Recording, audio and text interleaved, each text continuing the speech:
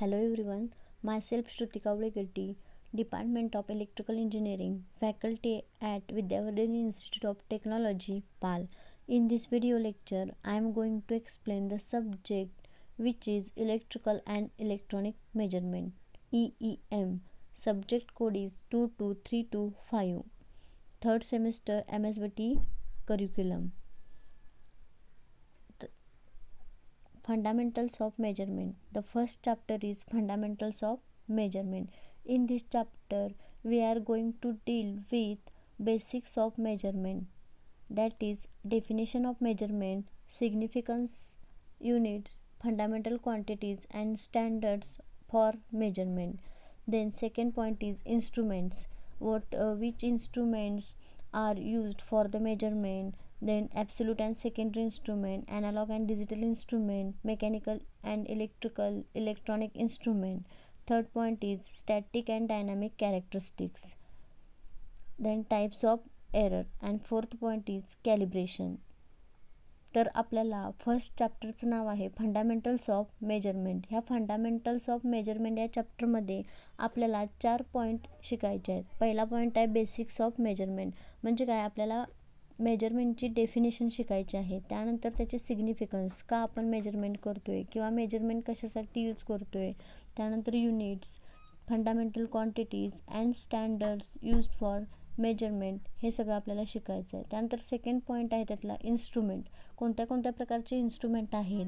Absolute and secondary instrument आहेत, analogue and digital instrument आहेत, mechanical, electrical and electronics instrument आहेत. हे सगळे इन्स्ट्रुमेंट आपल्याला या फंडामेंटल ऑफ मेजरमेंट या चॅप्टरमध्ये शिकायचे आहेत. थर्ड पॉईंट आहे स्टॅटिक अँड डायनॅमिक कॅरेक्टरिस्टिक्स. आता कॅरेक्टरिस्टिक्स आहेत इन्स्ट्रुमेंटचे, त्या कोणत्या कोणत्या आहेत हे आपल्याला त्याच्यामध्ये शिकायचं आहे. त्यानंतर टाईप्स ऑफ एरर कोणत्या कोणत्या प्रकारचे इन्स्ट्रुमेंटमध्ये येऊ शकतात किंवा एरर कसे ऑकर होतात आणि ते एरर मिनिमाइज करायसाठी आपल्याला काय करायला पाहिजे, हे सगळं या चॅप्टरमध्ये आपल्याला डील करायचं आहे. फोर्थ पॉईंट आहे कॅलिब्रेशन कशासाठी करतो, का करतो, त्याची नीड का आहे आणि त्याची प्रोसिजर कशी आहे, हे आपल्याला सर्व ह्या फर्स्ट चॅप्टरमध्ये शिकायचं आहे. Let start syllabus point. मी सांगितल्याप्रमाणे फर्स्ट पॉईंट आहे तुमचा मेजरमेंट, त्यानंतर आहे इन्स्ट्रुमेंट्स, त्यानंतर आहे static and dynamic characteristics and types of error, आणि फोर्थ पॉईंट आहे calibration and procedure.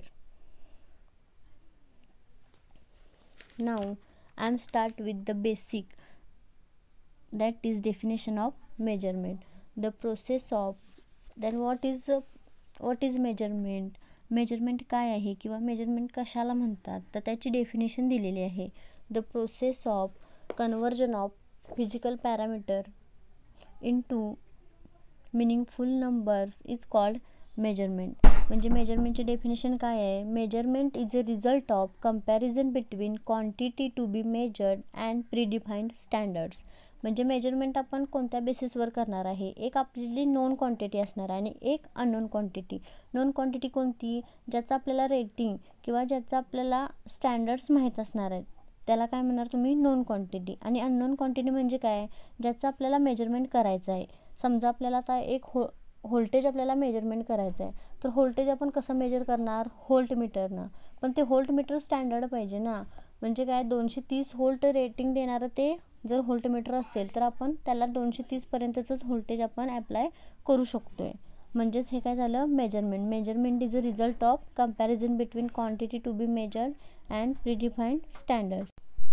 The measurement of a given quantity is essentially an act or the result of comparison between the quantity whose magnitude is unknown and a predefined standard. म्हणजे मी सांगितले का standard quantity बरोबर एक unknown quantity ज्यावेळी आपण comparison करतो त्यावेळी तिथं मेजरमेंट परफॉर्म होते. Measurement is a process by which one can convert physical parameter into meaningful number. म्हणजे आपल्याला एखादा फिजिकल पॅरामीटर आहे, प्रेशर आहे समजा, प्रेशर आपण कशामध्ये मेजर करतो आहे, पास्कलमध्ये. मग त्या प्रेशरचं आपल्याला मिनिंगफुल नंबरमध्ये, म्हणजे काय, आपल्याला मिनिंगफुल नंबरमध्ये जर आपल्याला आउटपुट पाहिजे असेल तर आपल्याला मेजरमेंट ही केलीच पाहिजे. By using electrical measurement method and devices we can calculate electrical quantities. म्हणजे काय, आपल्याला जर इलेक्ट्रिकल क्वांटिटीज आपल्याला कॅल्क्युलेट करायच्या असतील तर आपण इलेक्ट्रिकल मेजरमेंट करणं हे गरजेचं आहे. This measurement is done to measure electrical parameter of a system. त्यानंतर आहे सिग्निफिकन्स ऑफ मेजरमेंट, म्हणजे मेजरमेंटची गरज का आहे. For the new phenomenon and relationship discovered. Then second आहे confirms validity of assumption for sophisticated और advanced method for designing of equipment and process, proper operation and maintenance of equipment and process and to achieve goals and objective of engineering. आता significance म्हणजे काय, तर importance. आता आपल्याला मेजरमेंटचा importance का आहे, तर बघा, without the ability to measure it will be difficult for scientist to conduct experiment or form theories. Not only is measurement important in science and the chemical industry, it is also essential in forming engineering, construction, manufacturing, commerce and numerous other occupations and activities. म्हणजे काय आहे, जर आपल्याला without measurement आपण काही जर experiment करायचा झाला तर विदाऊट मेजरमेंट आपण करू शकत नाही, किंवा आपल्याला एखादं थेरॉटिकल आपल्याला थेरी एखादी एक्सप्लेन करायची आहे तर आपण काय करणार आहे, पहिल्यांदा प्रॅक्टिकल करणार आहे, आणि जर ते कन्फर्म होत असेल तरच आपण ती थेरी लिहू शकतो आहे. म्हणजे काय, एखादा जर सायंटिस्ट असेल तर तो जोपर्यंत एक्सपेरिमेंट करत नाही तोपर्यंत त्याची थेरी ठरवू शकत नाही. किंवा केमिकल इंडस्ट्रीमध्ये असो, किंवा इंजिनिअरिंग फील्डमध्ये असो, कन्स्ट्रक्शनमध्ये असो, किंवा मॅन्युफॅक्चरिंग फील्डमध्ये असो, मेजरमेंटशिवाय आपण कोणतीही बाकीची ॲक्टिव्हिटी करू शकत नाही. It is the importance and non-worthiness of measurement.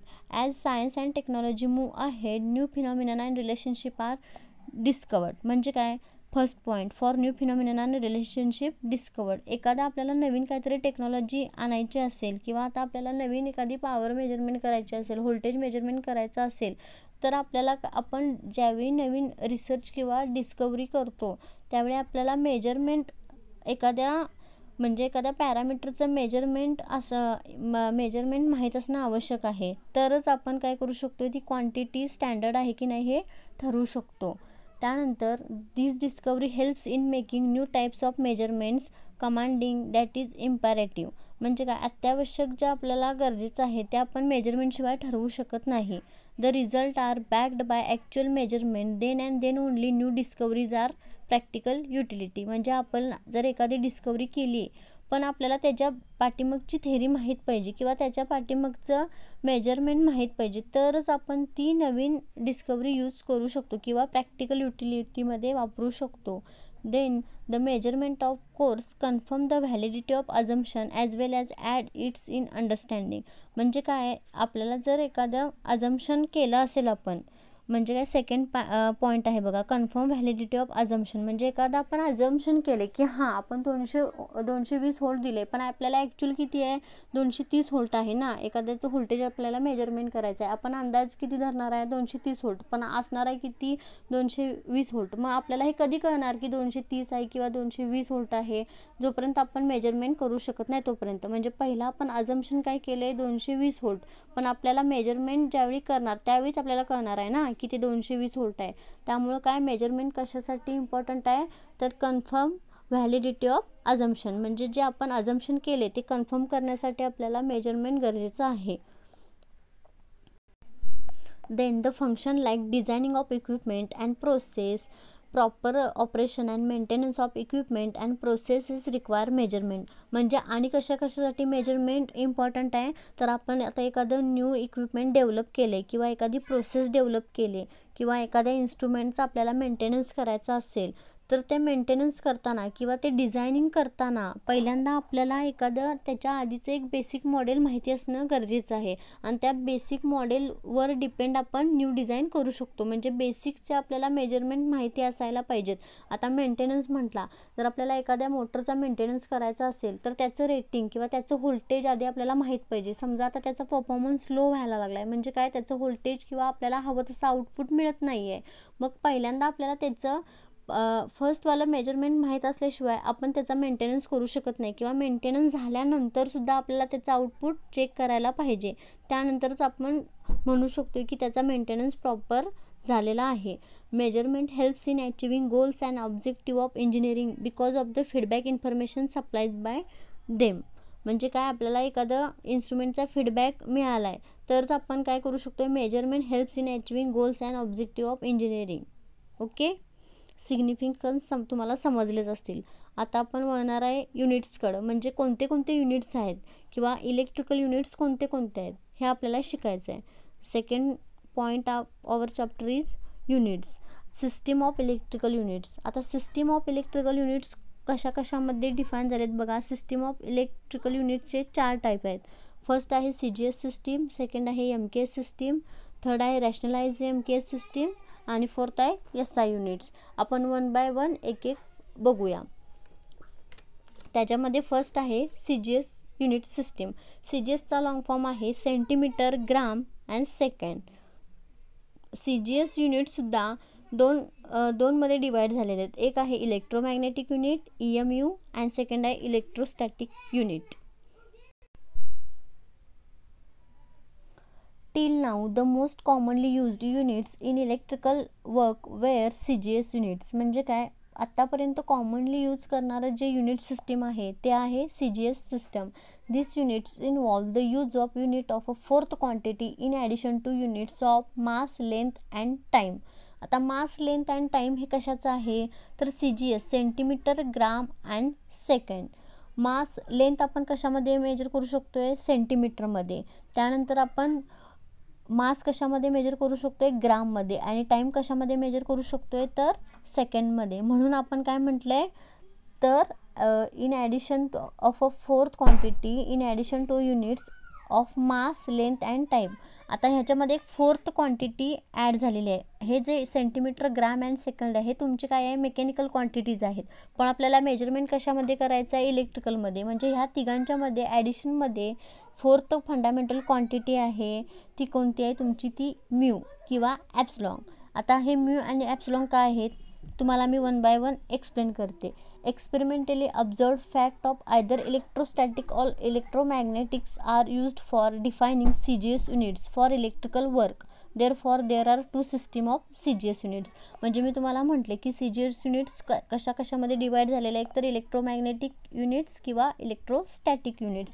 तर हे का डिवाईड झालेलं आहे, experimental observe fact of either electrostatic or electromagnetism are used for defining CGS units for electrical work. आता CGS युनिट्स ह्या मेकॅनिकलसाठी पण आपण डिफाईन करतोय आणि इलेक्ट्रिकलसाठी पण डिफाईन करतोय. पण इलेक्ट्रिकलसाठी डिफाईन करण्यासाठी आपल्याला एकतर काय पाहिजे, इलेक्ट्रोमॅग्नेटिक इफेक्ट पाहिजे किंवा इलेक्ट्रोस्टॅटिक इफेक्ट पाहिजे. तरच आपण इलेक्ट्रिकल मेजरमेंट परफॉर्म करू शकतोय. मग ह्याच्यामध्ये फर्स्ट वन आहे इलेक्ट्रोमॅग्नेटिक युनिट आणि सेकंड वन आहे इलेक्ट्रोस्टॅटिक युनिट. आता electromagnetic unit based on electromagnetic effects are known as electromagnetic units or EM units and the system is known as electromagnetic system of units or EMU system.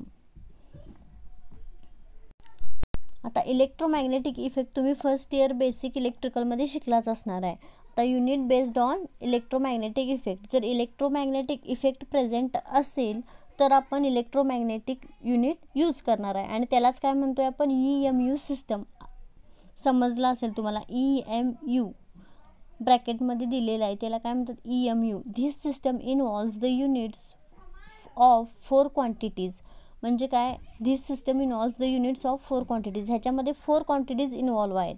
Permeability, mu of the medium and the unit of length, mass and time. 4 quantity कोणत्या कोणत्या आहेत तर तुमचे कोणते कोणते असणार आहे, पहिली लेंथ, मास अँड टाईम. ही तर काय CGSमध्ये असणारच आहेत, कारण का CGS म्हणजे काय, सेंटीमीटर, ग्राम अँड सेकंड. आणि ते कशा म्हणजे आपण सेंटीमीटर कशासाठी म्हणतोय, लेंथसाठी.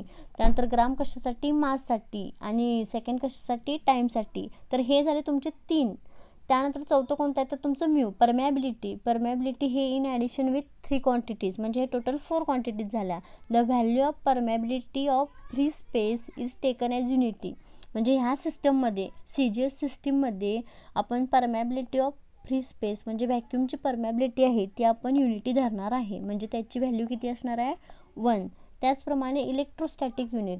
आता इलेक्ट्रोस्टॅटिक युनिट कशाशी बेस्ड असणार आहे, मी फर्स्ट सांगितलं तुम्हाला. इलेक्ट्रोमॅग्नेटिक युनिट कशामध्ये बेस असणार आहे तर इलेक्ट्रोमॅग्नेटिक इफेक्टवर. तसंच इलेक्ट्रोस्टॅटिक युनिट जे आहे ते कशावर बेस असणार आहे तर electrostatic इफेक्टवर. unit is based on electrostatic effect are known as electrostatic unit or ES unit, and the system known as electrostatic system of units और ESU सिस्टम. आता ब्रॅकेटमध्ये दिले मग अशी काय होतं इलेक्ट्रोमॅग्नेटिकला EMU, तसंच इलेक्ट्रोस्टॅटिकला आपण काय दिले ESU. This system involves the unit of 4 quantities. आता ह्यामध्ये 4 क्वांटिटीज कोणत्या कोणत्या असणार आहेत, सेम ज्या CGSमध्ये 3 असणार आहेत त्या सेमच असणार आहेत. आणि फोर्थ कोणतं असणार तुमचं ॲप्सलॉंग. ॲप्सलॉंग म्हणजे काय परमिटिव्हिटी. आता permittivity the value of permittivity of free space is taken as unity. म्हणजे मगाशी कसं होतं म्यूची जी व्हॅल्यू होती ती फ्री स्पेससाठी आपण वर धरलेली, तर हिथं MLT इन ॲडिशन विथ इलेक्ट्रोस्टॅटिकला काय असणार आहे तुमचा ॲप्सलॉंग, आणि त्या ॲप्सलॉंगची व्हॅल्यू काय असणार आहे तर युनिटी असणार आहे. आता बघा तुम्हाला जर माहीत नसेल तर आपण एक रिव्ह्यू देऊया. Mu is permeability of medium. आता परमॅबिलिटीची डेफिनेशन काय आहे, it is ratio of magnitude of magnetic induction and intensity of magnetic field. त्याची डेफिनेशन तुम्हाला समजलीच असेल किंवा मागच्या वर्षीच्या बेसिक इलेक्ट्रिकलमध्ये तुम्हाला झालंच असेल, आणि त्याचं युनिट काय आहे हेनरी पर मीटर.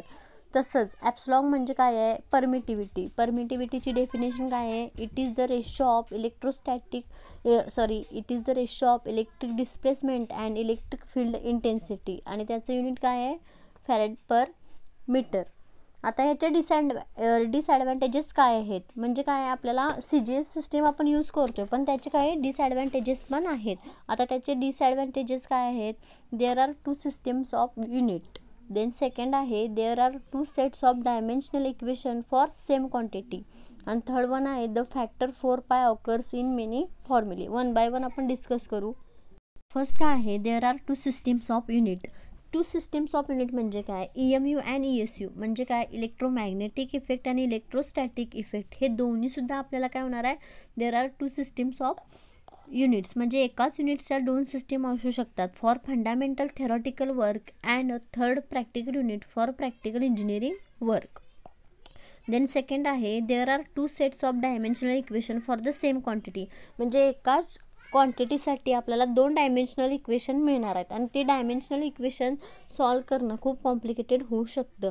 थर्ड काय आहे if you use CGS system factor 4π occurs in formulae where it presence seems warranted especially in formulae which are widely used. म्हणजे काय आहे जर आपण CGS मेथड मेजरमेंटसाठी वापरली तर त्याच्यामध्ये काय होणार आहे परत 4π ऑकर होणार आहे, परत तुमची कॉम्प्लेक्सिटी वाढणार आहे.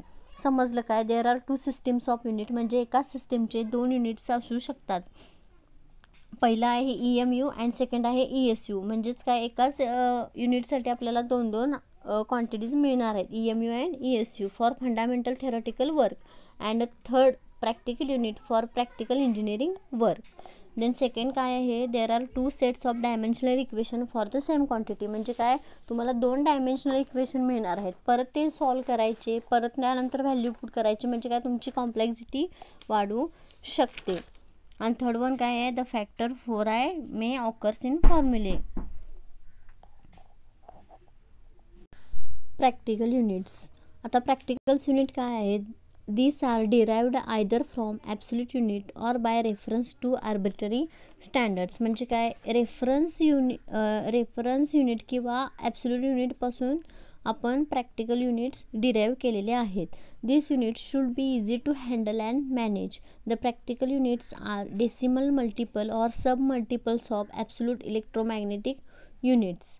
The shortcomings of CGS are overcome by adopting practical units. Each practical unit is in exact decimal unit of the corresponding electromagnetic CGS unit. म्हणजे काय CGS मधील डिसॲडव्हान्टेजेस प्रॅक्टिकल युनिट वापरून आपण मिनिमाइज करू शकतोय. प्रॅक्टिकल युनिट कशापासून आहे तर रेफरन्स व्हॅल्यू किंवा आर्बिटरी स्टँडर्डपासून डिराईव्ह झालेला आहे. आता तुम्हाला समजलंच असेल प्रॅक्टिकल युनिट कशापासून डिराईव्ह झालेला असणार आहे absolute unit or reference to a arbitrary standards. This units are easy to handle and manage. आणि त्यानंतर काय the practical units are decimal multiple or sub multiples of absolute electromagnetic units. म्हणजे काय आहे प्रॅक्टिकल युनिट्स कशापासून, decimal multiples किंवा sub multiple of absolute electromagnetic units. Next unit आहे तुमचं MKS unit system. MKS unit system म्हणजे काय, metre, kilo and second. आता बघा, in 1901 प्रोफेसर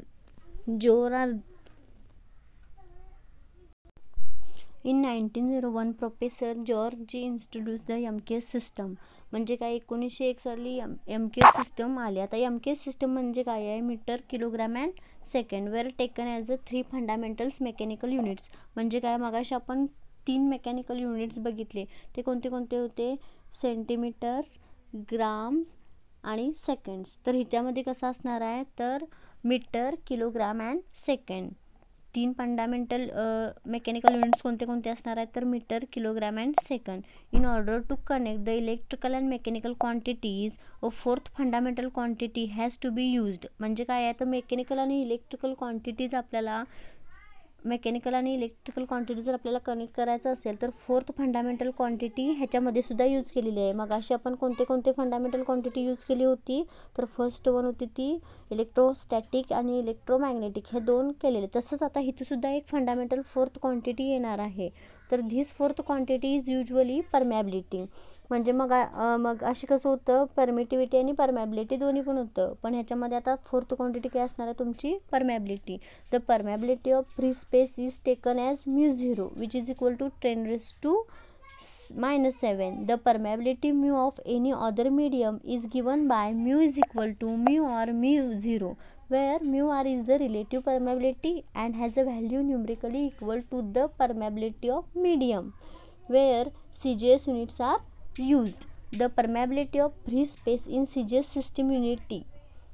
म्हणजे काय, CGS सिस्टीममध्ये आपण फ्री स्पेसची परमॅबिलिटी युनिटी कन्सिडर केली होती, पण इथं काय आहे, the permeability mu of any other medium is given by. म्हणजे काय, एखादं दुसरे मीडियम असेल तर आपण म्यू कसा डिफाईन करणार आहे, तर इथं दिलं आहे बघा formula, mu is equal to μ0 μr, where μr म्हणजे काय असणार आहे, relative permeability and has a value numerically equal to the permeability of medium. म्हणजे काय, μrची रिलेटिव्ह परमॅबिलिटी कशावर डिपेंड असणार आहे, तुमचे मीडियम कोणता असणार आहे त्याच्यावरती परमॅबिलिटी डिपेंड असणार आहे. आणि when CGS units are used. So MKS unit of permeability is equal to, खाली दिले बघा, MKS unit of permeability is equal to 10⁻⁷. तिथं चुकून -7 झाले, पण तिथं 10⁻⁷ पाहिजे. The MKS unit of permeability is equal to 10⁻⁷ into CGS units of permeability. आता याचे ॲडव्हान्टेजेस काय आहेत बघा. The greatest advantage of MKS system of unit is that if we take the 3 fundamental unit as a meter, kilogram and second and the value of permeability of free space as 10⁻⁷, then the magnitude of 6 electrical units. म्हणजे काय, आता 6 electrical units कोणते कोणते आहेत, charge, current, potential difference, resistance, inductance and capacitance would be identical with their value in the practical system of unit. त्यानंतर त्याचे advantage आहे, the system connect the practical unit directly with the fundamental laws of electricity and magnetism. This system give specified formulae for expression of electromagnetism involving only practical units. Due to inclusion of mu, the dependence of quantities on permeability can be considered. ह्याचे advantages आहेत. आता हे advantages explain करायला फॉर्म्युले पण आहेत. म्हणजे आपण charge कसं कॅल्क्युलेट करणार, हे म्हणजे आपण फंडामेंटल जी क्वांटिटी आहे किंवा फंडामेंटल युनिट आहे कोणता आहे, परमेबिलिटी, हे वापरून आपण कसे फॉर्म्युले फॉर्म करणार आहे हे सुद्धा तुम्हाला रेफरन्स बुकमध्ये मिळेल. पण आपल्याला तसं काय आपल्या बुकमध्ये किंवा आपल्या सिलेबसमध्ये एवढं ॲडव्हान्स दिलेलं नाही आहे, त्यामुळे तुम्हाला एवढं सफिशियंट आहे. त्यानंतर आहे तुमची रॅशनलाइज MKS सिस्टम. आता रॅशनलाइज MKS सिस्टममध्ये काय आहे, in July 1950 international electrotechnical commission recommended ampere as a 4th fundamental unit. म्हणजे काय, पहिल्यांदा फंडामेंटल युनिट कोणते कोणते होते, तर म्यू आणि ॲप्सलॉंग. फोर्थ फंडामेंटल होतं. सेकंड CGS मध्ये काय होतं, इलेक्ट्रोमॅग्नेटिक आणि इलेक्ट्रोस्टॅटिक, त्याच्यामध्ये काय होत होतं, म्यू आणि ॲप्सलॉन. सेकंड MKS मध्ये काय आहे, तर तुमचं फक्त परमेबिलिटी आहे. आणि आता रॅशनलाइज MKS सिस्टममध्ये काय दिलं आहे, तर डायरेक्ट त्यांनी फोर्थ फंडामेंटल युनिट म्हणजे काय, त्यांनी ॲम्पियर म्हणजे काय, करंटचं युनिटच त्यांनी डायरेक्ट घेतलेलं आहे. Rationalise means the removal of quantity pi from the places where its appearance is unnatural, irrational and geometrically unjustified to place where it properly belongs. म्हणजे काय आहे, आता रॅशनलाइज MKS सिस्टम म्हणजे काय, जर आपल्याला जो पाय आहे, पाय कशामध्ये ऑकर होत होतं, तर आपल्या CGS मेथडमध्ये किंवा CGS युनिट्समध्ये पाय ऑकरन्स होत होतं. तर आता हा पाय पूर्ण रिमूव्हल करणे म्हणजे काय, तुमची rationalize MKS system. Rationalization means the removal of the quantity pi from the places, म्हणजे काय, पाय ही क्वांटिटी आपण त्या प्लेसेसमधून रिमूव्ह करायची, म्हणून त्याला रॅशनलाइज MKS सिस्टम असं नाव दिलेलं आहे. The concept of unit flux issuing from unit magnetic pole or from unit charge instead of flux of 4 pi is called rationalization. म्हणजे काय, the concept of unit flux issuing from unit magnetic pole, एखाद्या unit magnetic पोलमधून unit flux issue इश्यू होतात, or from unit charge instead of flux of 4 pi is called rationalization. The system using this concept is called rationalized system of units. समजतंय, rationalise MKS system म्हणजे काय, तुम्हाला एवढंच दिलेलं आहे आता युनिट्समध्ये. आणि त्यानंतर लास्ट वन आहे SI युनिट. त्याच्या आधी आपण काय बघणार, तर ह्याच्यासाठी एक टेबल दिला आहे, रॅशनलाइज MKS सिस्टीमसाठी एक टेबल दिला आहे, तो टेबल आधी आपण बघून घेऊया. तर त्या टेबलमध्ये काय आहे, तर सिरियल नंबर आहेत, त्यानंतर क्वांटिटी आहे, सिम्बॉल आहे, फिजिकल इक्वेशन आहे आणि डायमेन्शन आहे. हे तुम्हाला एखाद्या वेळेस एक्झाममध्ये विचारू शकतात की करंटचं सिम्बॉल काय आहे किंवा डायमेन्शन्स काय आहे, त्यानंतर फिजिकल इक्वेशन काय आहे. तर हे तुम्हाला लक्षात घेता आलं पाहिजे, ह्याच्यामध्ये अवघड असं काही नाही आहे. तुम्ही हा टेबल लक्षात ठेवू शकताय, तुम्ही बुकमध्ये सुद्धा तुमच्या लिहून काढू शकताय. आता फर्स्ट काय आहे, करंटचा सिम्बॉल काय आहे तुम्हाला सगळ्यांना माहिती आहे, करंटचा सिम्बॉल आहे I. त्यानंतर फिजिकल इक्वेशन त्याचं काय नाही आहे, पण डायमेन्शन कसं आहे बघा, स्क्वेअर ब्रॅकेटमध्ये I. सेकंड काय आहे, चार्ज आहे, चार्ज कशाने डिनोट करतो आपण, तर Qने. ओके, आणि त्याचं फिजिकल इक्वेशन काय आहे, Q is equal to current into time. समजतंय ना, चार्जचे डेफिनेशन तुम्हाला माहीत असेल, तर त्याचं फिजिकल इक्वेशन काय आहे, Q is equal to I into T. आता त्याचं डायमेन्शन काय आहे, स्क्वेअर ब्रॅकेटमध्ये कॅपिटल T आणि I आहे. त्यानंतर आहे EMF म्हणजे काय आहे, तुम्हाला त्याचं फिजिकल इक्वेशन माहीत असणार आहे. E म्हणजे काय, work done by charge. Okay, E म्हणजे काय आहे, EMF म्हणजेच व्होल्टेज, तर त्याचं इक्वेशन काय आहे, वर्क डन अपॉन चार्ज. मग आता वर्क डन अपॉन चार्ज त्याचं डायमेन्शन काय आहे, स्क्वेअर ब्रॅकेटमध्ये ML square T square -3 ml square T square T raise to -3 आणि देन I रेस टू -1. हे तुम्हाला लक्षात ठेवता आलं पाहिजे. त्यानंतर आहे तुमचा रेझिस्टन्स कशाने डिनोट करतोय, आरने. त्याचं इक्वेशन काय आहे, E is equal to I into R. तुम्हाला ओम्स लॉ माहीत असेल, ओम्स लॉ काय आहे, V is equal to I into R. फक्त इथं काय घेतलं आहे आपण, Vच्या ठिकाणी E डिनोट केले. आता E is equal to I into R, तर त्याचं डायमेन्शन काय आहे बघा, ML square T raise to -3 I raise to -2. Then आहे फ्लक्स, मॅग्नेटिक फ्लक्स आपण कशाने डिनोट करतोय, तर फायने.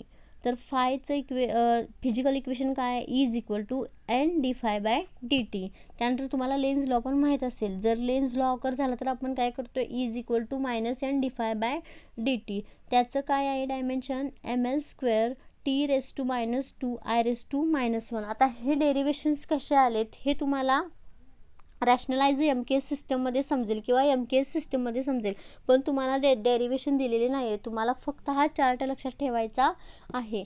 तरी तुम्हाला काही प्रॉब्लेम असेल तर तुम्ही मला डायरेक्टली कॉन्टॅक्ट करू शकताय. त्यानंतर आहे काय, तर तुमची flux density B is equal to काय आहे, फ्लक्स पर युनिट एरिया. आता त्याचं डायमेन्शन काय आहे, तर MT⁻²I⁻⁻1. त्याचप्रमाणे MMF मॅग्नेटिक फोर्स. तुम्ही एकदा बघून घ्या, तुम्हाला काय प्रॉब्लेम असेल तर तुम्ही परत मला विचारू शकताय. त्यानंतर आहे reluctance, inductance, electric flux density, electric field strength and capacitance. हे सर्व तुम्ही एकदा बघून घ्या, तुम्हाला समजेल. त्यानंतर काय आहे तर SI युनिट. आता SI युनिट्स म्हणजे काय आहे? SI Thus International System of Unit are divided into 3 classes. SI the International System of Units are divided into 3 classes. First आहे बेस युनिट्स, सेकंड आहे सप्लिमेंटरी युनिट्स अँड थर्ड आहे derived units. आता पहिल्यांदा काय आहे तर base unit. SI system is legally compulsory in all advanced countries. म्हणजे काय, ॲडव्हान्स कंट्रीजमध्ये किंवा इंडियामध्ये किंवा बाहेरच्या देशातसुद्धा SI system is legally compulsory आहे. लिगली कंपल्सरी जी सिस्टम आहे मेजरमेंटची ती SI सिस्टम आहे. आता त्याच्यामध्ये काय तर बेस युनिटला डिनोट करतोय आपण Tने. आता बेस युनिटमध्ये काय असणार आहे बघा तुमचं, तर फंडामेंटल युनिट्स आणि सप्लिमेंटरी युनिट्स आणि डिराइव्ड युनिट. आता बेस युनिट म्हणजे बेस युनिटमध्ये सुद्धा तुम्ही बघू शकताय क्वांटिटी, युनिट आणि सिम्बॉल. याच्यामध्ये सुद्धा तुम्हाला जास्त काही असं लक्षात ठेवण्यासारखं नाही आहे. तुम्हाला हे माहीत असेल, फक्त हे तुम्हाला चार्ट लक्षात ठेवायचं आहे. तर त्याच्यामध्ये पहिल्यांदा बघा क्वांटिटी, त्यानंतर त्याचे SI युनिट म्हणजे काय, नेम आणि सिम्बॉल. क्वांटिटी, युनिट आणि सिम्बॉल तुम्हाला लक्षात ठेवायचं. तर ह्याच्यामध्ये फर्स्ट काय लेंथ. आता तुम्हाला माहितीच असेल लेंथ आपण कशामध्ये मेजर करतो तर मीटरमध्ये, आणि त्याचं सिम्बॉल काय आहे M. त्याचप्रमाणे मास म्हणजे काय वेट, तर आपण कशामध्ये मेजर करतो किलोग्राममध्ये, तर त्याचं सिम्बॉल काय आहे kg. थर्ड आहे टाईम आपण कशामध्ये मेजर करू शकतोय तर सेकंडमध्ये, तर त्याचं सिम्बॉल काय आहे S. Electric current. आता करंट कशामध्ये मेजर करू शकतो तुम्हाला माहीतच असेल, बेसिक कशामध्ये मेजर करू शकतोय ॲम्पियरमध्ये, त्याचं सिम्बॉल आहे A. तसंच टेम्परेचर कशामध्ये मेजर करू शकतोय केल्विन, त्याचा सिम्बॉल आहे K. ल्युमिनस इंटेन्सिटी कशामध्ये मेजर करू शकतो किंवा त्याचं युनिट काय आहे कॅन्डला, सिम्बॉल काय आहे CD. अमाऊंट ऑफ सबस्टन्स, एखादा म्हणजे अमाऊंट ऑफ सबस्टन्स मेजरमेंट करायचं असेल तर त्याचं युनिट काय आहे मोल, सिम्बॉल काय आहे MOL. आता सप्लिमेंटरी युनिट म्हणजे काय आहे तुमचा प्लेन अँगल आणि सॉलिड अँगल. आता प्लेन अँगलचं युनिट आहे रेडियन, सिम्बॉल आहे रॅड. सॉलिड अँगलचा आहे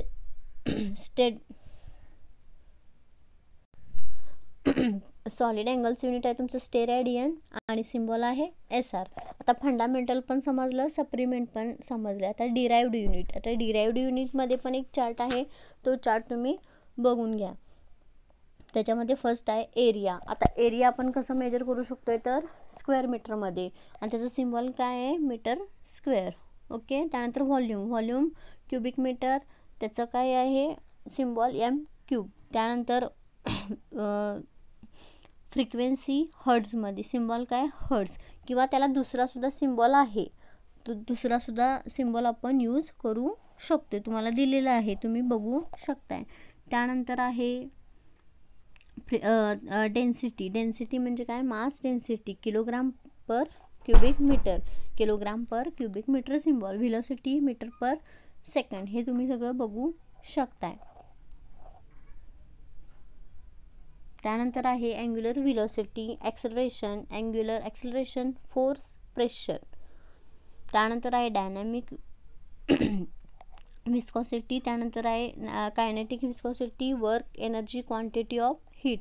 त्यानंतर आहे पॉवर, क्वांटिटी ऑफ इलेक्ट्रिसिटी. हे सगळं तुम्ही एकदा बघून घ्या, तुम्हाला काही प्रॉब्लेम असेल.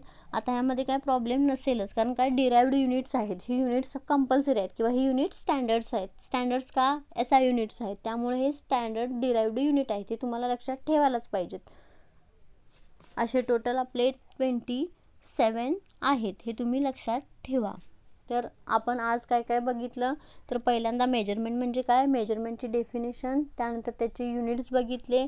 युनिट्समध्ये कोणते कोणते युनिट्स आहेत तर CGS, MKS, रॅशनलाइज MKS आणि SI युनिट. तर ह्या चारही पॉईंटवर तुम्ही स्टडी करा. तुम्हाला काय प्रॉब्लेम असेल तर मला पर्सनली मेसेज करा किंवा ग्रुपवर मेसेज करा, त्यानंतर स्टडी करा. Okay. Stay home, stay safe.